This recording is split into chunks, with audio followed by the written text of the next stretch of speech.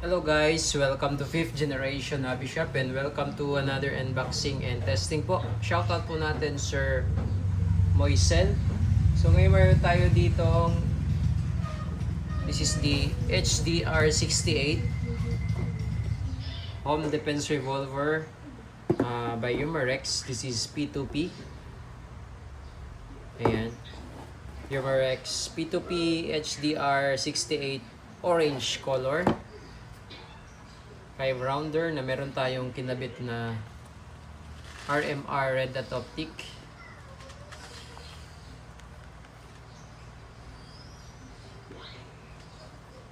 Ayun. Yan. So meron siyang reel for accessories katulad nito. Nalagyan po natin ng red dot optic. Pwede nyo po siyang lagyan ng flashlight. And so this is caliber 68. Using the caliber 68 rubber ball po ang gamit natin.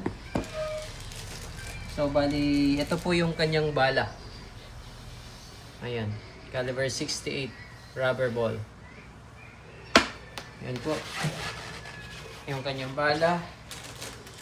Tapos yung hangin naman niya is CO2 pa rin. 12G pa rin yung CO2. So itong isang tangke, good for 10 shots more or less. Isang tangke. 10 shots more or less. So, meron siyang quick pursing. Ito yung quick pursing. Ito yung indicator sa pressure. Pressure indicator. Sight niya, standard sight. Pero meron tayong nilagyan na RMR. Ito yung mag-release. And 5 rounder capacity. Magazine. Yan. HDR 68 Home Defense Revolver. So, load tayo.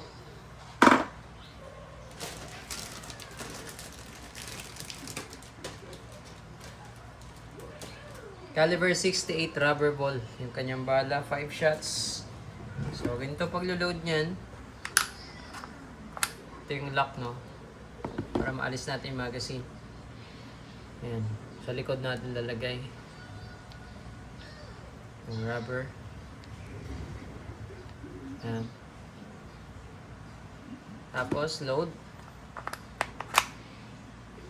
Then release. Then ikot lang po one time.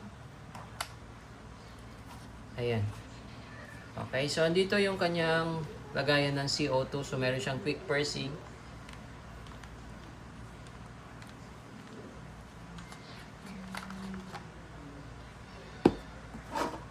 Load ng CO2. So, pag ganyan po yung position ng CO2.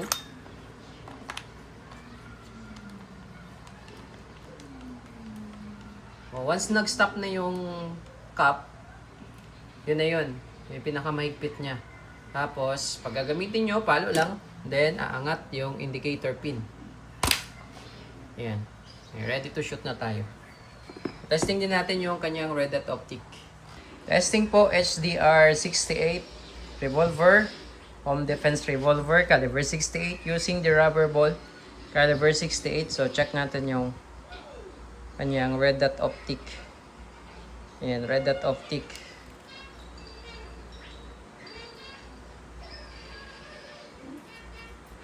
Okay. And firing.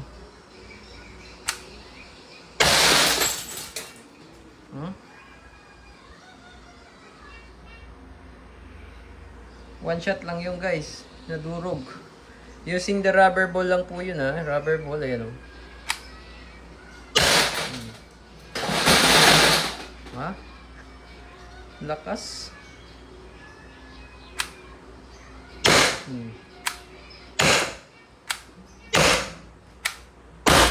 Okay. So 5 shots na tayo. Naka 5 shots. So mag-reload tayo ulit. Reload tayo ulit.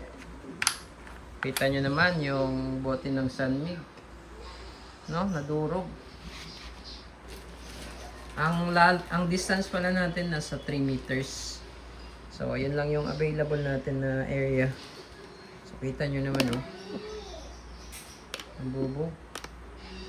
Oh, nadurog yung yung bote ng Sunmig. Okay, so nag-load tayo ng another 5 shots. Ayan. So, pag ganyan pala yung pasok niya, no? Ayan. Pag ganyan. Medyo maluwag lang yung, ano niya, yung rubber niya, pero hindi naman yan malalaglag. Ayan. Okay, 10 ikot lang, one time. Kita nyo naman yung target natin, no? Nabuwag. Diba? Yan yung kanyang red dot. Hindi po siya laser, sir, ah. Red dot optic siya. Yan.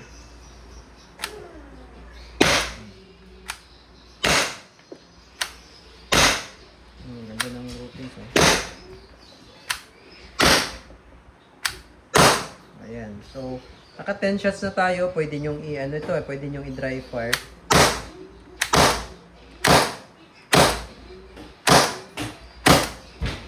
Seven shots. So, pag wala na, yan, pwede nyo nang i-release. Pwede nyo nang i-release. So, huwag nyo siyang i-release hanggat may pressure pa, no? Pwede nyo nang i-release. Yan, pag medyo matigas, gamit tayo ng Allen tool. So, wala siyang kasamang Allen tool. Provide na lang kayo, sir. Kaya Allen natin. Okay. So, take note lang, sir, no? Kailangan yung ubusin yung hangin bago nyo i-release. Yan.